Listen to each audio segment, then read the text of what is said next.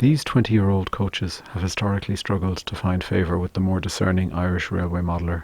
But with very few ready-to-run options bearing the Flying Snail livery, they have grown in demand over the years, and this will likely continue with some Flying Snail A-class locos on the horizon. I think it's time to take a closer look.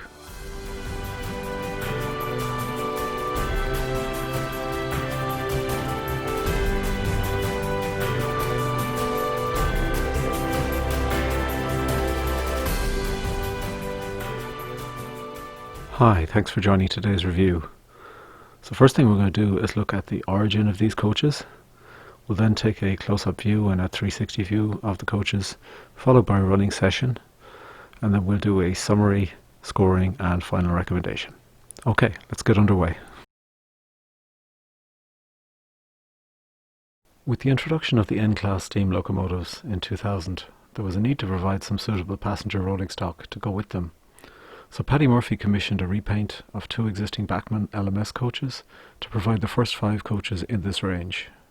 The first of the donor coaches was the 34251, a 57-foot panelled first-third composite coach in the LMS livery. It provided the basis for 3 of the new range of Flying Snail coaches, one a first-third composite and the other 2 were third-class coaches.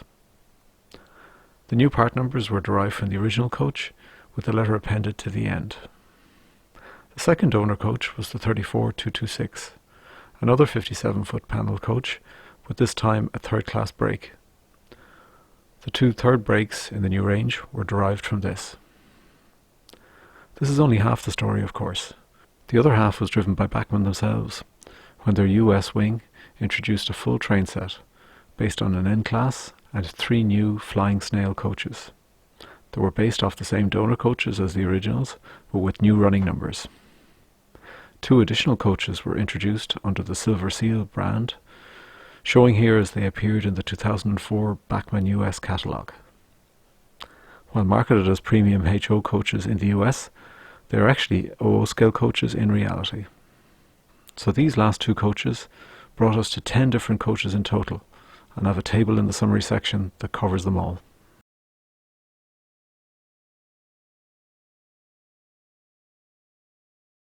So now we're going to take a close-up view of these coaches. First we're going to start with the first third composite coach and kind of take a look at the paintwork, the kind of underbody detail, the roof. And I suppose there's a lot of texture to these coaches. They are older coaches, they're not like the kind of pristine new coaches, and I think the nature of the paint job is actually pretty good, and I think it kind of hits the mark.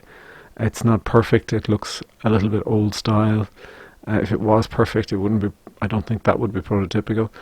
There's a lot of detail on the roof there. Even the bogies are pretty good, and I say they do have metal wheels. And overall, I think this is quite a nice effect, and we'll see the kind of end corridor unit when we do the 360 view.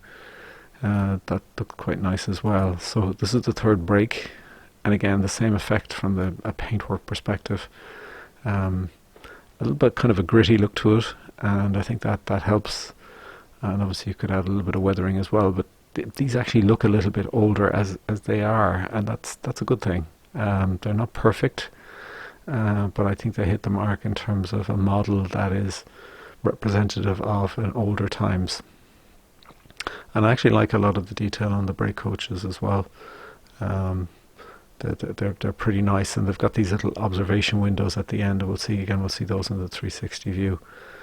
And you can see that little window at the guard area there, where you can actually see out this small little portholes at the side. Quite a nice little detail. And of course the Flying Snail logo there. So next we'll do a 360 view of these, and I think this kind of gives you another probably better view actually. They look a little bit cleaner in this view actually, interestingly enough. You can see the end there, the corridor ends, these kind of rubber corridor effects. That was something that was carried through into the Craven coaches, which is interesting. So I wonder, is that something that Paddy Murphy actually kind of took from these and brought into the Cravens?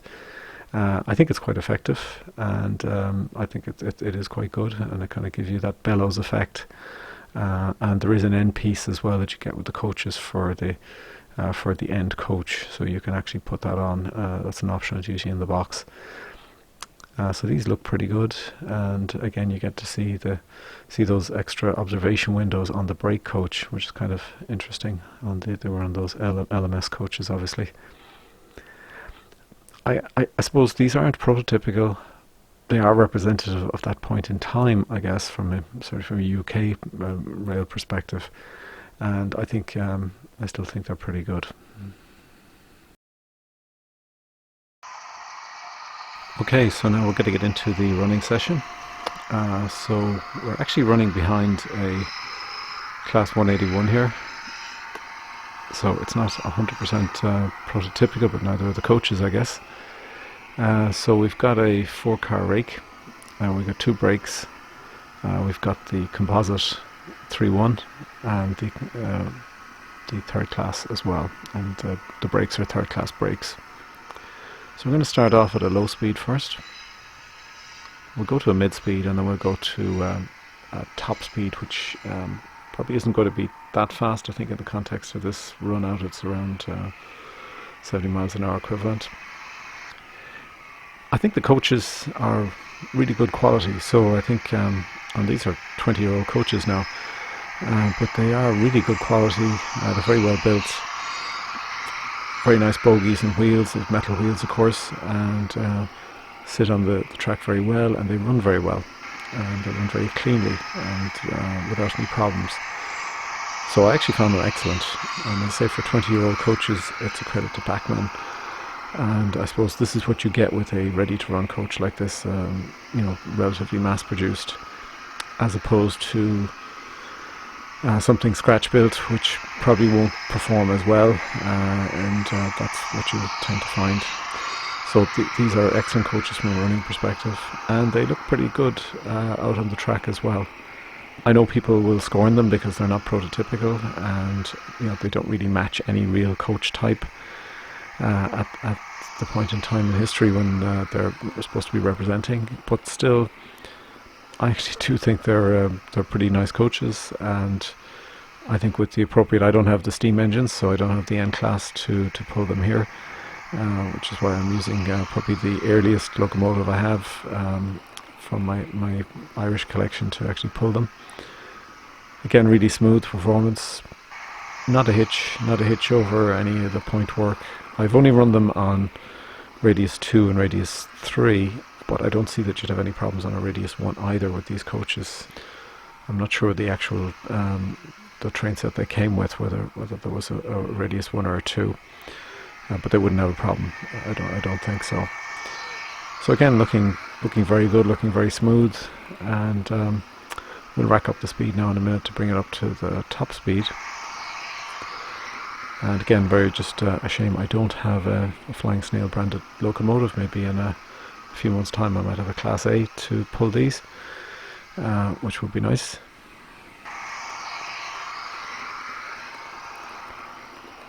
So no problems at all in the running session. Just cranking it up now to the higher speed, and really these are the equivalent quality to any Bachmann coach you'd buy today. I really have to take my hat off to them. Very robust. Obviously they've lasted the pace of time. They look pretty good and perform really well, and I do put a lot on performance because you're going to be running these trains and you need them to be reliable. So no qualms at all, and this is as far as I went speed wise, but I could have gone I would say much faster without having any problems with these coaches. They just, as I say, they just sit on the track very well. They run very well, and no problems at all. So a very good running session. Very pleased with them, and a good score from a performance perspective. And as I said, they do look good on the layout, but could do with the matching locomotive. I think would be more appropriate, and we'll see about addressing that in the future. So we'll just bring her into a stop now at the end of the run. And I say, well pleased with them. So that's coming to an end of our running session. So hopefully that was useful to you. And let's get into our summary now and our final assessment. Okay. Okay, so now we're going to get into the summary. So we've been looking at the Bachmann-Murphy Models 57-foot coaches in the green CIE Flying Snail livery. There's a total of 10 coaches split across 3 different coach types. There's 4 instances of the third brake, 4 of the third class coach, and there's 2 instances of the first third coach. So it's kind of interesting if you're going to make a rake out of that, because there's 4 brakes there. So if you want to have a larger rake, you are going to have to duplicate some of the coaches. Some of the extras, the rubber corridors, and these bulkheads for the end of the coach. Just include a photograph of what they look like inserted there. The unbox weight is 150 grams, which is a little bit light, but these are slightly smaller coaches. These aren't like the equivalent of a Mark 1 coach, so they are a little bit lighter than your typical Bachmann coach. Selling price today is of the order of £40 to £60 sterling. That's current sort of resale price. You might get new models, but you'll be buying them through eBay or an auction, some other auction source.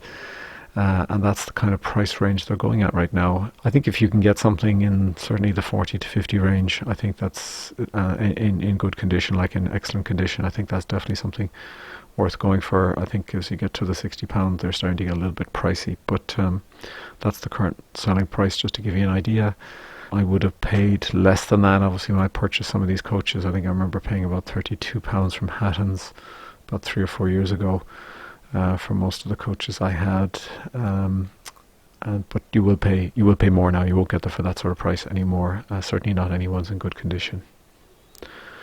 So the next one is the coach variants. So this is the summary table I mentioned of all the 10 different coach types, with the running numbers, the part numbers, and the different coach type. Starting with the 5 original Murphy Models repaints, and then the 3 coaches that were part of the Irish Railway set, and then the 2 additional coaches that were part of the Silver Series, just individual box coaches that you could purchase. So 10 in all, so you do have at least a reasonable selection of running numbers there.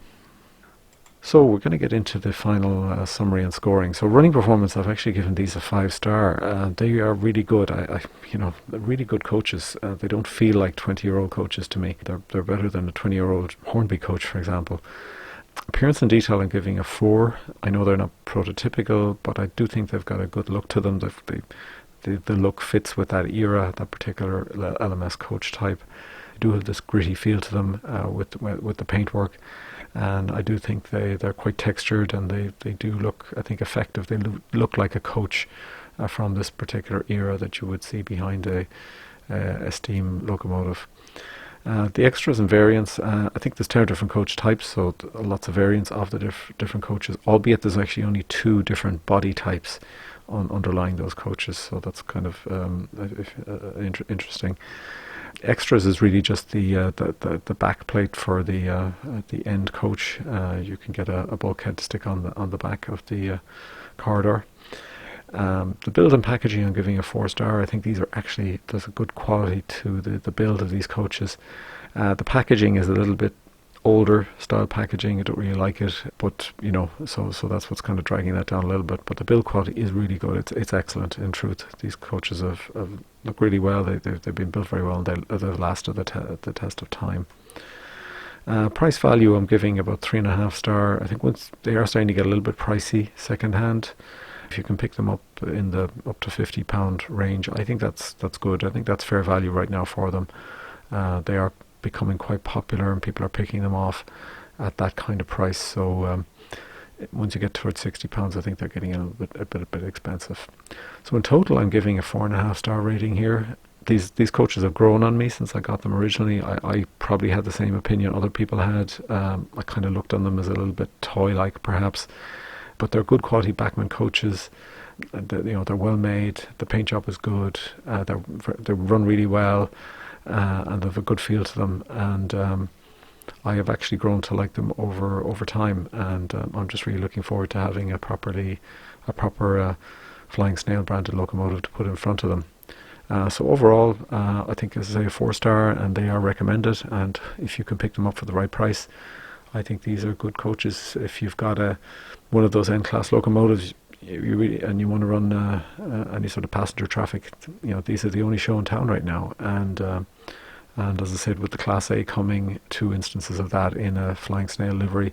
These are coaches you could perhaps run with that as well. So hopefully you found this interesting. There's a bit of a history behind them. These coaches do have a future, I think, with some of the new locomotive models that are coming out. So I hope you found this interesting.